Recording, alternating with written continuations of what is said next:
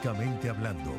Programa todo usuario tipo mixto, educativo y de opinión, de producción nacional, con elementos de lenguaje, salud, sexo y violencia tipo A, que puede ser escuchado por niños, niñas y adolescentes sin la supervisión de sus representantes. El espacio que te acerca al derecho de forma clara y accesible. Descubre cómo las leyes impactan tu día a día y conoce su verdadero alcance. Ya comienza Jurídicamente Hablando. Con Cristina Coronado por Unión Radio 102.3 FM. Conectados contigo. Muy buenos días, tengan todos y todas, sean bienvenidos a Jurídicamente Hablando, el espacio radial creado especialmente por Unión Radio para ti, para que te acerques al mundo del derecho, a la ley, a todos aquellos aspectos que tienen que ver con las normas jurídicas y que, lo quieras o no, están a tu alrededor y en tu cotidianidad. A partir de este momento y hasta las 10 de la mañana vamos a hablar hoy en nuestro jueves de Derecho Penal sobre el delito de secuestro. Así que todo lo que quieras saber acerca de este flagelo, este es el espacio en el cual puedes enterarte al respecto.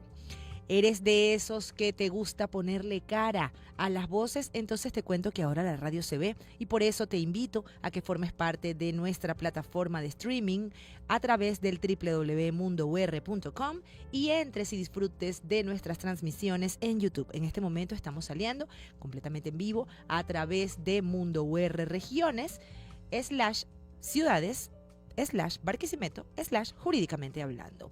Igualmente contamos con plataformas de Instagram @Unión Radio 102 y mi cuenta de Instagram personal que te invito a seguir @soy Cristina Coronado, desde la cual estamos haciendo un live en este momento en el que te puedes incorporar y hacer tu pregunta, tu comentario o lo que desees.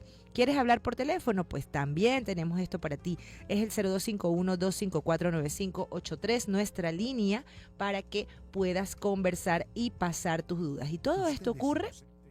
¿Por qué ocurre? Porque detrás de mí existe un equipo maravilloso que lo hace posible. En la dirección general, el ingeniero Manolo Ferrer. Coordinación de operaciones y producción a cargo de Manuel Faría. En la producción general, Dublimar Lameda. Edición y montaje, Wanderley Arrieche. En los controles, Igor Flores. Y en la asistencia de producción, Oriana Bocaranda. Esta servidora, Cristina Coronado, abogado inscrita en el IMPRE con el 119.625, locutora comercial, Universidad Central de Venezuela, te da la bienvenida a Jurídicamente Hablando, que comienza así. Usted es inocente hasta que se demuestre lo contrario. Jurídicamente Hablando. Hoy es jueves 6 de febrero y se conmemora el Día Mundial de Tolerancia Cero a la Mutilación Genital Femenina. Esto se celebra desde el año 2012 y fue proclamado por la ONU. El 6 de febrero se celebra el Día Internacional de Tolerancia Cero con la Mutilación Genital Femenina, una práctica que se suele ejecutar en niñas en algún momento de sus vidas entre la infancia y la adolescencia en determinados países y que internacionalmente está reconocida como una violación grave de los derechos humanos, la salud y la integridad. Fue el 20 de diciembre del año 2012 cuando la Asamblea General de las Naciones Unidas aprobó la resolución para proclamar este Día Internacional de Tolerancia Cero con la mutilación genital femenina y se están haciendo esfuerzos para erradicar esta práctica antes del 2030 en todo el mundo. El lema o el tema del Día Internacional de Tolerancia Cero con la Mutilación Genital Femenina de este año es fortalecer las alianzas y crear movimientos para acabar con la mutilación genital femenina. ¿Y esto qué significa? El programa conjunto que está creado desde el año 2012 ha apoyado a las supervivientes de esta práctica, dando prioridad a las iniciativas dirigidas por ellas y centradas en todo lo que tiene que ver con su empoderamiento, la capacidad de acción y el acceso a los servicios esenciales. ¿Qué es esto de la mutilación genital femenina? Se engloban estas prácticas todos los procedimientos consistentes en alterar o dañar los órganos genitales femeninos por razones que nada tienen que ver con decisiones condiciones médicas. Es una violación de los derechos humanos de las mujeres y de las niñas y viola sus derechos a la salud, a la seguridad, a la integridad física, el derecho a no ser sometidas a torturas, evidentemente a tratos crueles, inhumanos o degradantes, y el derecho a la vida en los casos en los que el procedimiento acaba produciendo la muerte. La mutilación genital femenina es causa de hemorragias graves y otros problemas de salud, tales como quistes, infecciones e infertilidad, así como complicaciones en el parto y un mayor riesgo de muerte de recién nacidos. Por si no lo sabían, los datos son alarmantes. A nivel mundial se calcula que hay al menos de 200 millones de niñas y mujeres mutiladas. En la actualidad, cada año se mutilan los genitales a 3 millones de niñas y 44 millones de niñas menores de 14 años han sufrido lo que se conoce como la ablación, principalmente en Gambia y en Indonesia, en donde alrededor de la mitad de las niñas de 11 años ya han padecido de esta terrible práctica. Por esta razón, es importante entonces hacer conciencia acerca de esto, y si quieres apoyar de alguna manera, desde cualquiera de tus trincheras vale, y puedes colocar el hashtag Día Mundial de Tolerancia Cero a la Mutilación Genital Femenina. El espacio ideal para aclarar tus dudas jurídicas, jurídicamente hablando, junto a Cristina Coronado.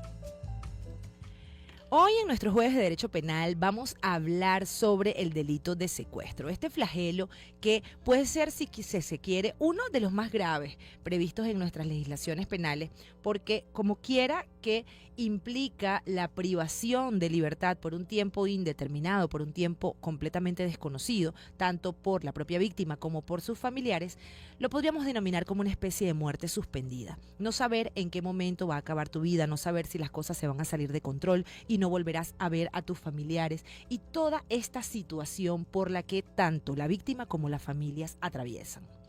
Etimológicamente hablando, la palabra secuestro tiene su origen en el vocablo latino sequestrare, que significa apoderarse de una persona para exigir rescate o encerrar a una persona ilegalmente.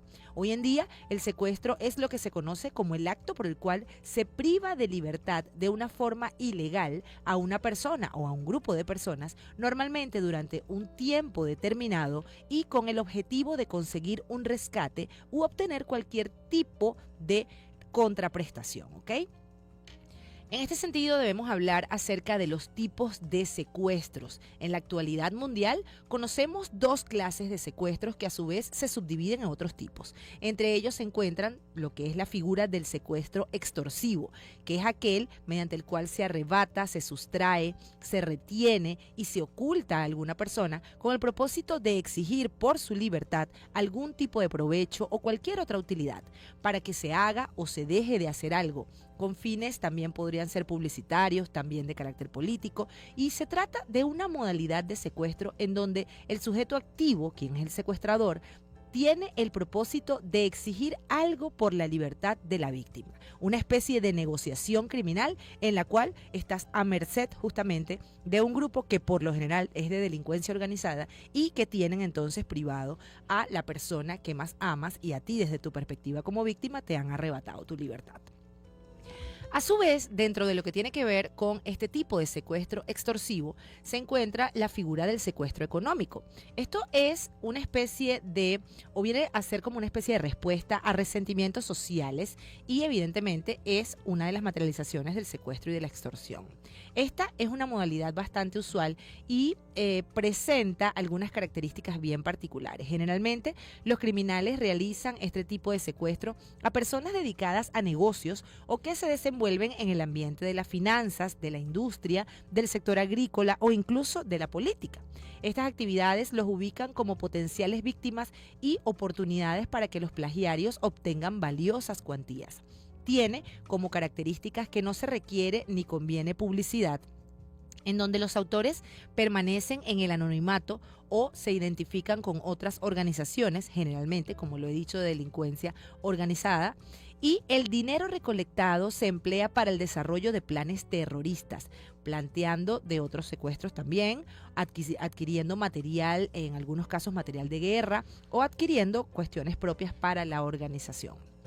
Además, dentro de lo que es la figura del secuestro extorsivo económico, existen otras modalidades. Está lo que hemos escuchado como el famoso secuestro express. Esta modalidad delictiva, originaria de Colombia y de México, lentamente se ha ido consolidando en nuestras ciudades venezolanas. Este plagio se caracteriza por su rapidez, ya que las organizaciones delictivas que lo realizan no tienen la logística necesaria para mantener en cautiverio durante más de 48 horas a sus víctimas.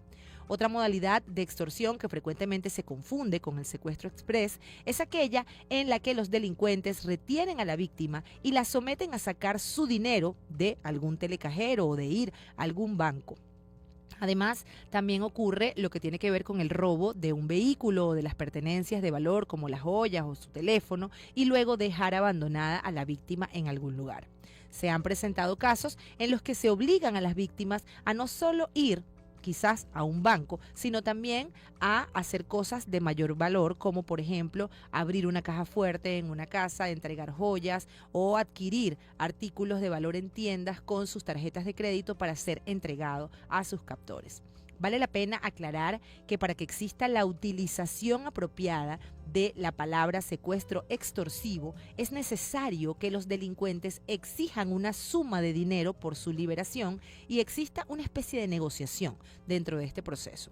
La segunda modalidad nombrada no podría llamarse secuestro, ya que literalmente se trata de un robo agravado.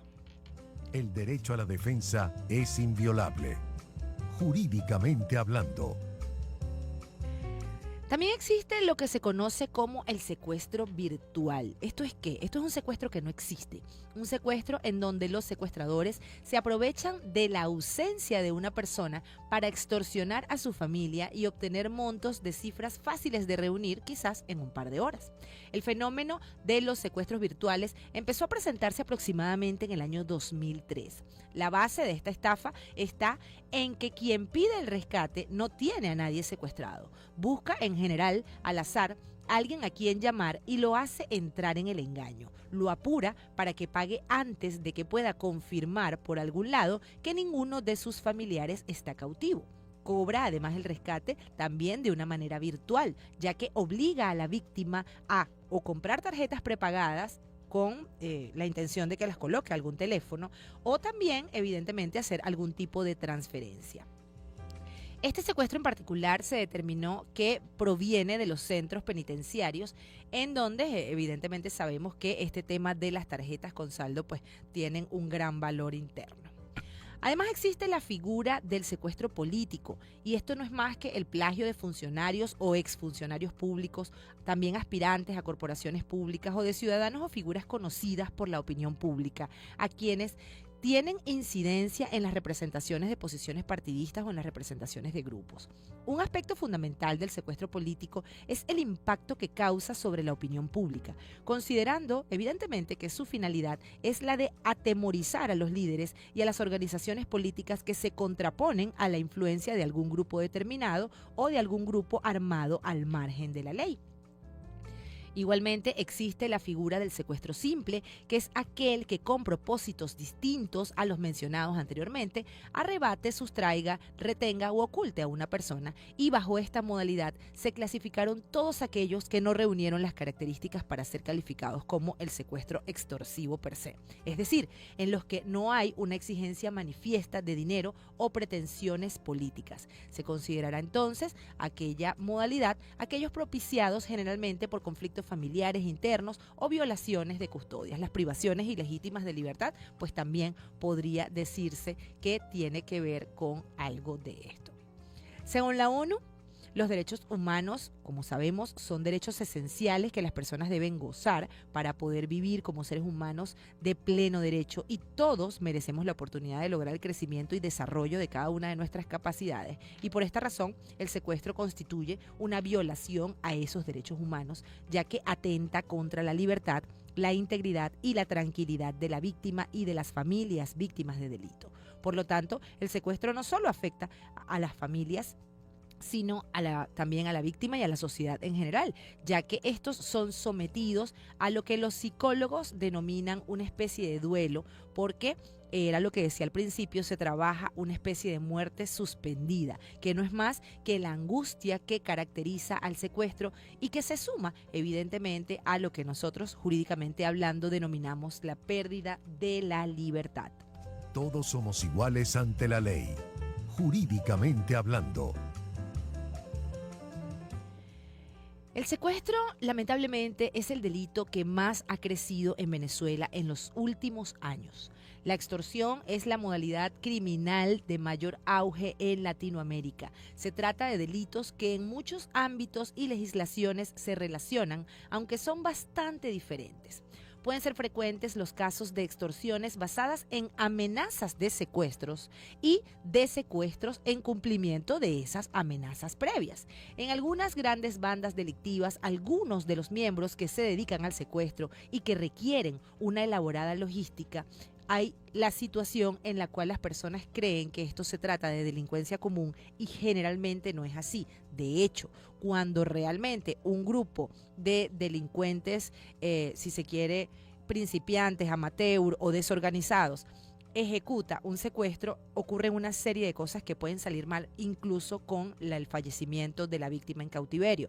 ¿Por qué? Porque se trata de una serie de pasos, de una serie de situaciones que deben ser debidamente controladas por la banda de organización criminal y que, como todo crimen, pues va a tener justamente algunos defectos, algunas deficiencias y hará que los organismos de investigación pues tomen un paso adelante en su persecución.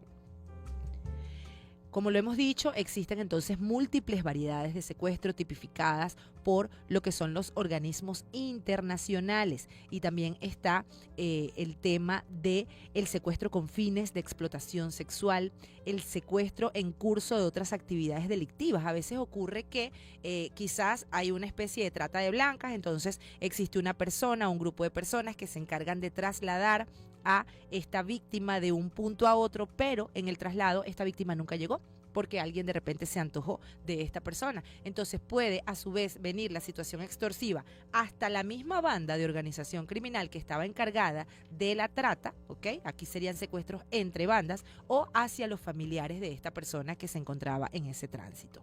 Está igualmente la venta de las víctimas de secuestro entre bandas. Ha ocurrido en algunos países con mayor índice de criminalidad organizada que una banda en particular tiene a una víctima, si se quiere una víctima valiosa, y lo que hacen es negociarla con otra banda. Y de esta manera entonces se viene a hacer acá una pugna y una puja económica para una persona que está siendo cosificada y que su cautiverio se hace muchísimo peor. Por esta razón, es importante que sepamos que Venezuela fue calificada como el quinto país del mundo con mayor cantidad de secuestros y después de México ocupamos el primer lugar con esta calificación como el segundo país con mayor cantidad de secuestros extorsivos convencionales y secuestros express. Sin embargo, la tasa de secuestros en nuestro país es de 3.26 por cada 100.000 habitantes y es muy superior a la de México, que es de 1.93. Cuando hacemos este tipo de análisis criminológico, debemos tener en cuenta la cantidad de personas per cápita y la cantidad de individuos en una nación. Entonces, esto es lo que hace que sea incluso más alarmante. La justicia tardía no es justicia, jurídicamente hablando. Hablaremos de cifras más adelante acerca de cómo se ha venido definiendo y cómo se ha venido haciendo dinámico este fenómeno delincuencial como lo es propio de cada uno de este tipo de delitos. Según la legislación venezolana, jurídicamente hablando, la ley contra el secuestro y la extorsión indica que quien ilegítimamente prive de su libertad, retenga, oculte, arrebate o traslade a una o más personas por cualquier medio a un lugar distinto al que se hallaba para obtener de ellas o de terceras personas dinero, bienes, títulos, documentos, beneficios, acciones u omisiones que produzcan efectos jurídicos a que alteren a cualquier manera sus derechos a cambio de su libertad, será sancionado o sancionada con prisión de 20 a 30 años. Y fíjense que este es uno de los flagelos desde nuestro derecho penal sustantivo con mayor cálculo dosimétrico, con mayor pena. Cuando hacemos lo que tiene que ver con esa dosimetría penal, que no es más que el cálculo que los abogados hacemos para estimar la pena, lo que se hace es sumar la mínima con la máxima. Entonces decimos que si se trata de 20 a 30 años, si sumamos, hacemos el ejercicio mental rápido, 20 más 30 son 50 y 50 entre 2 son 25 años de prisión, lo que correspondería a encontrar culpable a una persona por un delito de este tipo. Además, debemos entender que el tema de la figura extorsiva es bien interesante en este tipo de situaciones. ¿Por qué? Porque recordemos que la extorsión en la mayoría de los casos forma parte del secuestro. A menos que la propia persona secuestrada tenga la capacidad de ubicar los medios económicos, ¿ok? Existe el tema de la comunicación con los familiares para que se dé la situación extorsiva. En cualquier caso, el secuestro implicará una extorsión porque hay una amenaza de o quitar la vida de la persona que se encuentra en cautiverio o no volverlo a ver nunca más. Y por esta razón, entonces, siempre habrá esta amenaza que sabemos que se materializa con no tener a esta persona junto a nosotros. Evidentemente, en este tipo de casos, entonces, debemos entender que la extorsión propiamente dicha es una amenaza, es una presión factible de cumplimiento en la cual sientes que realmente puede ocurrir. Pero, ¿qué ocurre en cuanto a lo que son justamente estas formas de manejar desde el punto de vista criminalístico todo lo que tiene que ver con este tipo de situaciones? Pues de esto y más vamos a hablar en nuestra siguiente media hora de programa para que sepas qué hacer en un caso de secuestro, sepas de qué manera comportarte, sepas cómo incluso evitar ser víctima de un secuestro y tu familiar, si estás pasando por una situación de esta, sepas que requieres manejar algunas herramientas para que esto sea lo menos lesivo posible. Ya volvemos. Conocer tus derechos es tu mejor defensa. Infórmate en Jurídicamente Hablando, junto a Cristina Coronado, por Unión Radio 102.3 FM.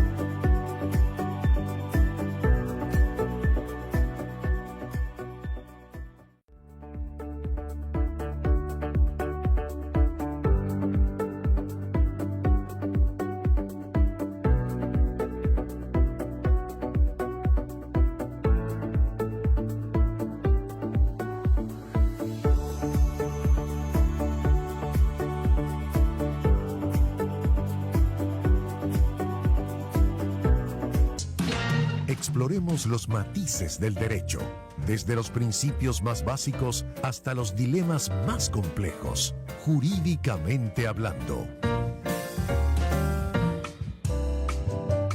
Estamos de vuelta en Jurídicamente Hablando, acá por Unión Radio 102.3 FM, conectados contigo. Y yo soy Cristina Coronado, en nuestro jueves de Derecho Penal, hablando el día de hoy del delito de secuestro. ¿Cuánto sabes acerca de este flagelo?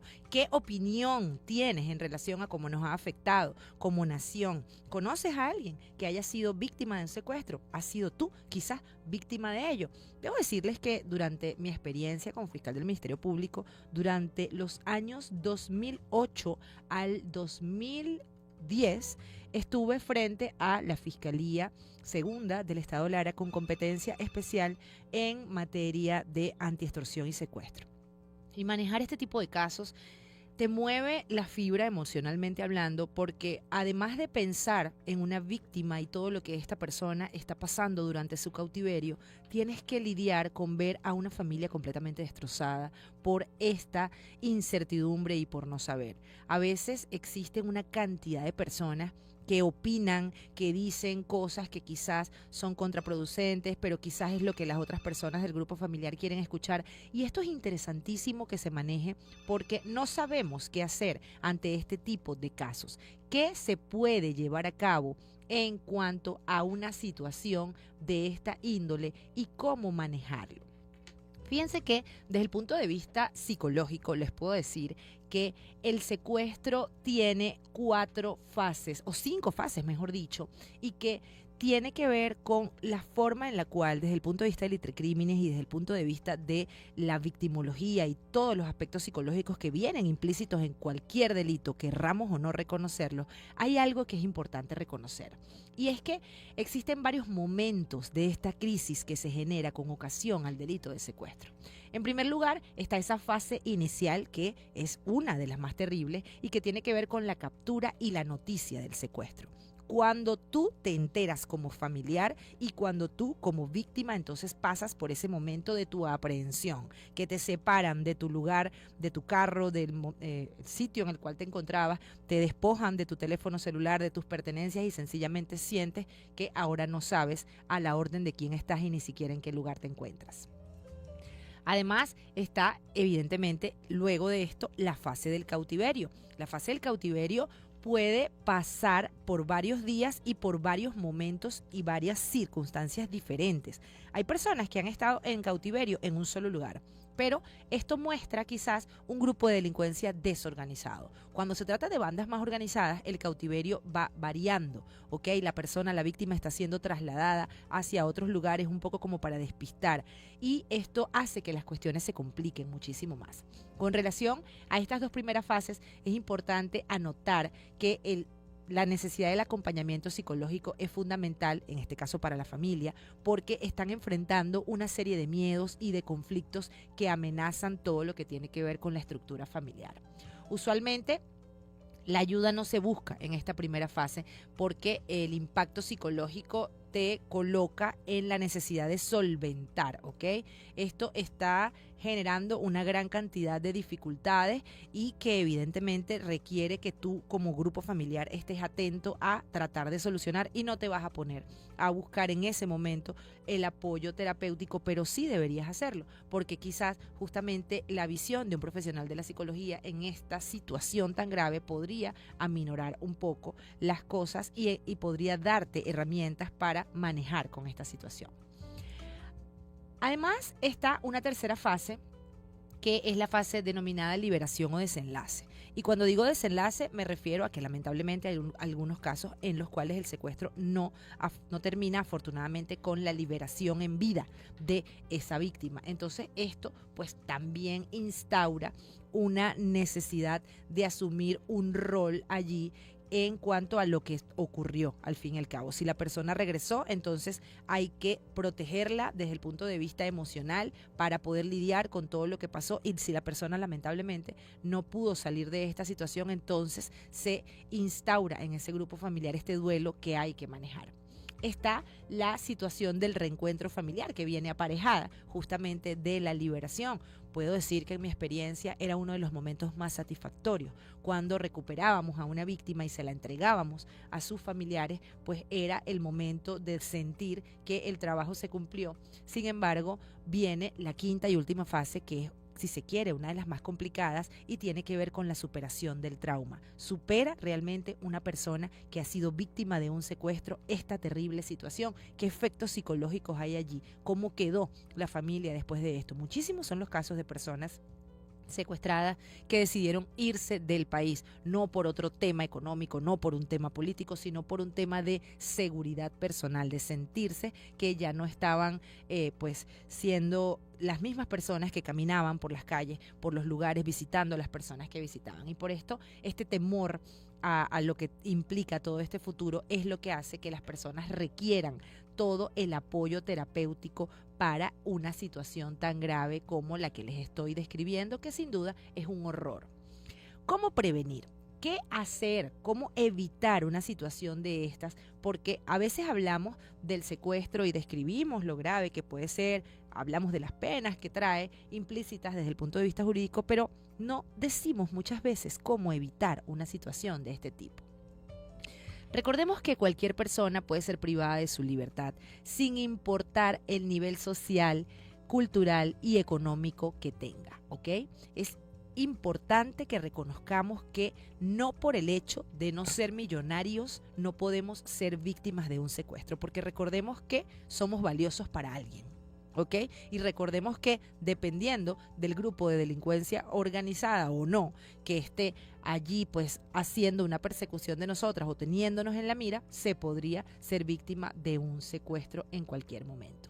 Es importante estar alerta y reportar cualquier circunstancia inusual. Y fíjense que con esto yo siempre asesoro mucho a las personas que están en mi entorno con el tema de los reportes, porque cuando lo llevamos al plano de relaciones interpersonales, los hombres suelen creer que se trata de un control, el control de la cuaima, de tener que estar constantemente explicando dónde estoy, dónde voy, mandando la ubicación, pero en una situación de secuestro esto te puede salvar la vida.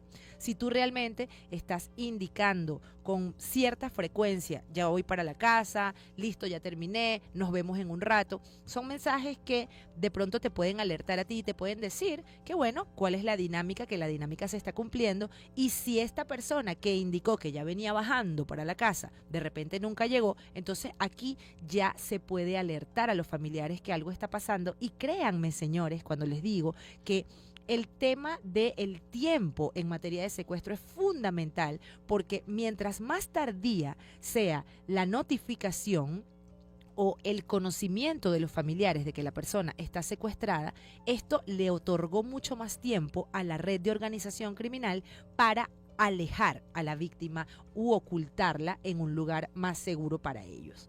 Entonces, por esto es importante que se tenga esta comunicación constante con algunas personas. Hay algunos dispositivos electrónicos que en este momento tienen la factibilidad de hacer una especie de conexión en la cual pareamos y en la cual establecemos la posibilidad de buscar aquellos teléfonos que estén asociados a un grupo de familiares que pueden perfectamente ubicarlos. Ocurre en este caso con los iPhones. Y esto es una herramienta tecnológica poderosísima que podemos utilizar para salvaguardar a los nuestros. Además, hay que tratar de no establecer rutinas e incluso hay que tratar de modificar las rutas de nuestros viajes o las rutas de acceso si nosotros vivimos en una zona que puede ser considerada de peligro. El hecho de la rutina es algo bastante peligroso y sobre todo yo reflexiono mucho en cuanto a lo vulnerables que podemos ser ahora la mayoría de nosotros que vivimos en urbanizaciones privadas y en las cuales, sin ánimo de ser despectiva con lo que tiene que ver con las empresas de vigilancia, no sabemos quiénes son las personas que están allí conociendo a detalle cuáles son nuestros vehículos, cuáles son nuestras rutinas, cuáles son los integrantes de nuestro grupo familiar, y esto es importante que se maneje con mucha cautela, ¿ok? Entonces, aquello de siempre llegar a una casa a la misma hora puede ser una rutina que pueda hacernos vulnerables por ser justamente predecibles. Además, debemos tener a la mano vías de comunicación en caso de alguna emergencia. Hay muchas personas que tienen 2 teléfonos celulares. Y esto es, si se quiere, una herramienta que puede ser poderosísima a la hora de un secuestro. Yo puedo tener, como llamamos por ahí, un cocoso, un teléfono chiquitico que tenga línea y que tenga saldo y que en algún momento de una emergencia, pues las personas desconocen que yo lo tengo conmigo y yo pueda establecer algún mensaje o alguna llamada o hacer una llamada y dejarla allí abierta para que la persona a la cual estoy llamando escuche lo que ocurrió. Han habido casos de personas que han hecho este tipo de estrategias que son bastante sencillas y que se pueden hacer si estás preparado para esto. Además, hay que establecer, y esto es súper efectivo, señores, una palabra clave que solo la familia o la gente cercana conozca para validar que se trata de un secuestro real y no de una extorsión. He tenido clientes que han pasado por situaciones extorsivas y siempre les doy este consejo.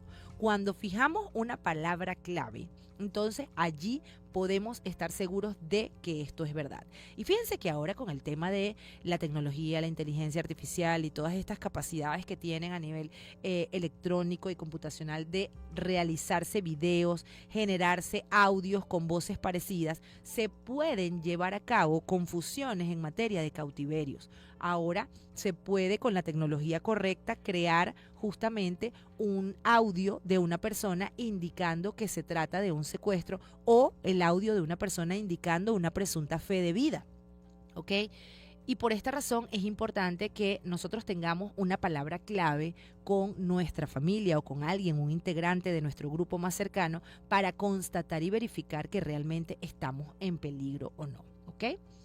Además, si eres un empresario o si tienes algún equipo a tu cargo, es importante que tengas control de todos los empleados que manejas, antecedentes penales de tus empleados, conocer quiénes son incluso los familiares directos de tus empleados, las parejas de esa persona que contrataste quizás para hacer labores domésticas en tu casa.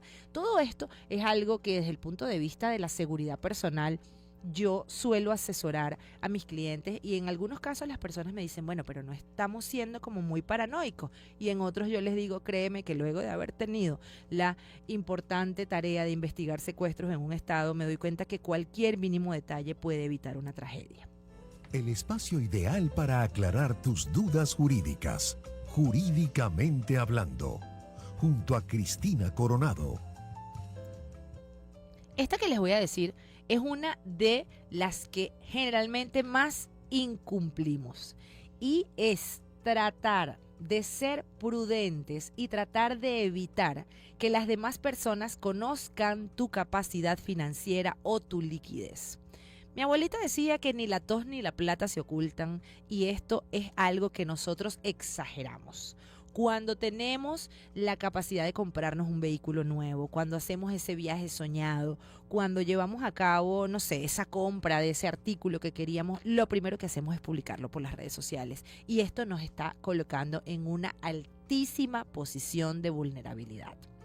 Igualmente, hay que ser prudentes y evitar hacer mención en lugares públicos de temas que puedan afectarnos en caso de que alguna persona con malas intenciones lo escuche. Solemos ir a restaurantes, a bares, a centros comerciales, a hablar de nuestros planes, a hablar de nuestras cosas, lo que vamos a hacer, a mostrar lo que nos compramos, y no nos damos cuenta quiénes son las personas que están allí siguiéndonos. No nos damos cuenta que quizás incluso una persona que forma parte de un grupo de organización criminal no nos tenía en el radar, pero nuestro propio comportamiento nos colocó en la mira.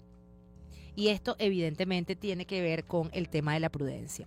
Algo que yo desde el punto de vista financiero le recomiendo también a mis clientes es el tratar de diversificar sus cuentas bancarias y evitar que el dinero se concentre solo en una. Todos los huevos no se colocan en la misma cesta, y además, si usted tiene fuertes cantidades de dinero en un solo banco, usted no sabe quiénes son los funcionarios de esa misma entidad bancaria. Usted no sabe allí, desde el punto de vista de su vulnerabilidad, cómo se encuentra usted en este sentido. Por esta razón es importante que maneje esta orientación. Igualmente, debe prever y elaborar un plan personal de precaución ante emergencias, así como hablar con la familia sobre qué plan de acción ejercer en caso de ser necesario. Yo recuerdo en una oportunidad investigaba un secuestro en donde este secuestro estaba durando muchísimos días en ya resolverse, lo cual no es común. Y luego cuando logramos la liberación de la víctima, nos damos cuenta al momento de interrogarlo que él nos dice es que se equivocaron porque me secuestraron fue a mí y yo soy el que manejo todas las cuentas. Entonces, al ser yo el que manejaba todas las cuentas y tenerme en cautiverio y todas mis cuentas tenían una serie de claves y una serie de cosas que yo en ese momento no tenía conmigo, sino que las tenía en mi oficina, entonces los coloco a ellos en una posición de que no podían evidentemente hacerse de esta cantidad de dinero. Y ustedes me dirán, bueno, pero lo ideal es que en un secuestro no se cancele. Yo, por supuesto, soy pro no cancelar. Recuerdo casos en donde víctimas que pertenecían a un grupo etario particular tienen una tendencia a hacer la cancelación rápidamente para evitar la investigación, para evitar que el tiempo pase, pero esto lo que hace es colocarlos más vulnerables. Los dejaban quietos durante un tiempo, pero luego volvían a secuestrar a otro integrante de esa comunidad de extranjeros. Entonces, con esto quiero decir que pagar no es una de las opciones. Sin embargo, la factibilidad de tener un plan de negociación es algo que puede ser productivo. Igualmente, el tema de el rechazo categórico de citarnos con desconocidos en lugares poco concurridos y lejanos. Si tenemos una oficina, un despacho en el cual vamos a atender a una persona desconocida y sabemos que nosotros vamos a estar solos, entonces tener la precaución de ubicar a alguien que sepa que esta persona va o de ubicar a alguien que nos acompañe. Y además, si estamos sospechando que nos están siguiendo, tenemos que hacer lo de cambiar estas rutinas, cambiar si se puede de vehículos y evitar las zonas acostumbradas, ¿ok? Estas cuestiones podrían hacer la diferencia en una situación de secuestro o en una situación de cautiverio. ¿Cómo se puede evitar a nivel de política criminal? Planes o, conductas que pueden prevenir un secuestro a nivel gubernamental. Hay que generar políticas públicas adecuadas en la materia. Es fundamental que se identifiquen las diferentes modalidades de secuestro que tiene un país, que se hagan los estudios a nivel estadístico necesarios y se creen las políticas públicas que son preventivas y que además ayudan a desincentivar y combatir justamente estos flagelos. ¿Por qué? Porque con enfoques criminológicos y victimológicos correctos, si se hacen identificación detalladas de esas características entre las víctimas y los agresores y si se conoce todo lo que tiene que ver con esos aspectos de prevención del delito, esto como una tarea obligatoria para los gobiernos hace que este flagelo baje. Las autoridades además deben saber que no pueden llevar a cabo su tarea de una manera aislada, porque esto va a implicar seguir contando con una información que está parcializada. Es importante que se creen vínculos con los esfuerzos ciudadanos y que se lleven a cabo de manera aliada, ¿ok? De una manera en la cual se enriquezcan las comunidades acerca de lo que está ocurriendo, de lo que está pasando. Si hay un vehículo sospechoso que se está buscando por creer que tiene, pues que fue parte de la captura de un individuo, pues informar, darle una alerta pública en los medios de comunicación en tiempo real de que esto está pasando, no dejar todo lo que tiene que ver con esa parte sumaria que en algún momento de nuestra historia procesal penal existió y que hace que solamente un grupo tenga la información, porque no se sabe la cantidad de personas que puedan ayudar. Fíjense que existe una situación a nivel mundial que está siendo analizada y tiene que ver con el famoso Tren de Aragua, ¿ok? El Tren de Aragua se está analizando desde el punto de vista de la criminología a nivel mundial y en materia de secuestros les puedo contar que hay un artículo interesantísimo del gobierno chileno que es del mes de julio del año pasado, en donde ellos refieren que el Tren de Aragua está detrás del aumento de los secuestros en Chile. En la última década, según este artículo, se registraron un aumento de 135% de los secuestros en Chile, siendo el mayor incremento y el producido entre los años 2021 y el 2022, tiempo en el cual coincidió con el arraigo de la brutal megabanda carcelaria venezolana, el Tren de Aragua, en este país. Los datos de secuestros pasaron de 361 casos en el año 2013 a 850 casos en el año 2024 y provienen evidentemente de un informe publicado por la Fiscalía General de Chile. Las cifras también demuestran cómo el secuestro asociado al ajuste de cuentas, cobro de venganzas, aumentó en ese país y en ese caso presentó un incremento de 8 puntos porcentuales, pasando del 4.5% al 12.4%. Esto es algo alarmante. El aumento de los secuestros en Chile establece este artículo que coincidió con la incursión del Tren de Aragua y sus facciones en el país, y quienes han acudido al secuestro como instrumento de control territorial son justamente los integrantes de esta banda. El Tren de Aragua, como se sabe, es la estructura criminal más poderosa de nuestro país y el único grupo local que ha logrado afianzarse en el extranjero. Esta expansión transnacional inició por allá por el año 2018 y se produjo a expensas del masivo éxodo venezolano. En el caso de Chile, la banda se introdujo inicialmente en las poblaciones fronterizas de lo que es Arica y Tarapacá, y más adelante en las ciudades de Santiago y de Concepción. Algunas de las economías criminales en las que participan son el narcotráfico, el secuestro, el tráfico y la trata de personas y también la extorsión. Pero por otra parte, cuando hacemos este análisis es necesario hacer el contraste criminológico de cómo ha estado el secuestro en Venezuela últimamente. Y fíjense que, será casualidad o no, los casos de secuestro en nuestro país bajaron en un 54.2% en lo que va desde el año 2023, según informaciones oficiales. Este artículo sí data un poquito más antiguo, es del mes de julio del año 2023, en donde se informó que se presentó en este caso, en comparación con el periodo anterior, una baja considerable del 54.2% de esta incidencia. Asimismo, se informó que se revisaron los planes en materia de seguridad ciudadana para todo lo que tiene que ver con el combate activo contra la delincuencia organizada, el tráfico ilícito de drogas, el terrorismo y además los delitos informáticos, que evidentemente han mostrado una especie de baja desde el punto de vista de la estadística criminal.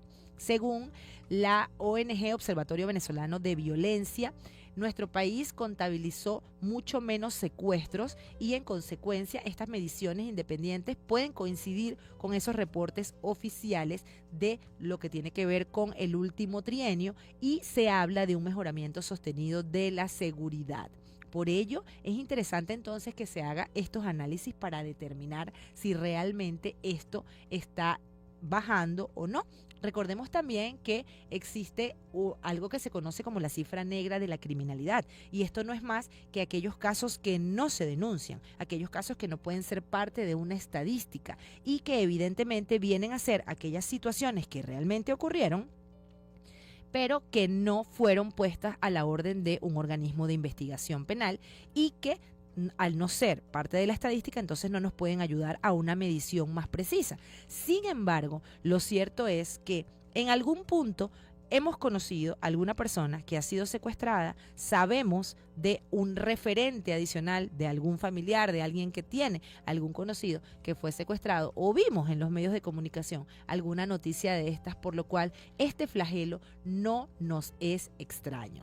Para finalizar, lo que puedo orientar a cada una de las personas que nos están escuchando es el hecho de que debemos reflexionar acerca de este flagelo y tener en cuenta que aquello que más amamos es aquello que puede estar más vulnerable en algún momento. No demos por sentado que nuestros hijos están seguros caminando por las calles, no demos por sentado el hecho de que si una persona no contesta el teléfono puede ser cualquier cosa, porque en ese justo momento puede estar ocurriendo un secuestro. Y aunque no debemos alarmarnos y vivir constantemente en zozobra, tampoco podemos bajar la guardia, porque tiempo que pasa, ¿verdad?, que huye desde el punto de vista criminalístico, y la más mínima información es importante.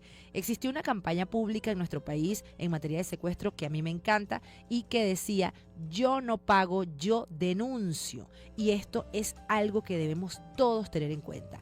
A pesar de la poca confianza que se pueda tener en algunos entes de seguridad, debemos tener confianza al fin y al cabo en el sistema judicial completo. Y en este sentido, al pasar por una situación de estas, debemos formular la denuncia para que los organismos de investigación penal activen todos los medios necesarios para poder recuperar a una víctima en un tiempo prudencial y evitar que pase muchísimas cosas peores de las que tiene que ver justamente con esta situación tan terrible. Esto ha sido todo por hoy. La invitación es para mañana, para que nos acompañen a hacer el recuento de todo lo que ha ocurrido jurídicamente hablando durante esta semana a nivel nacional e internacional. El agradecimiento a todos ustedes por decir que sí a esta iniciativa, por su interacción a nivel telefónico, a nivel de las redes y por supuesto por quedarse allí escuchando este dial. Hasta mañana. El programa llega al final por el día de hoy. Acompáñanos mañana para seguir explorando el mundo legal de manera clara y accesible. Con Cristina Coronado, por Unión Radio 102.3 FM. Conectados contigo.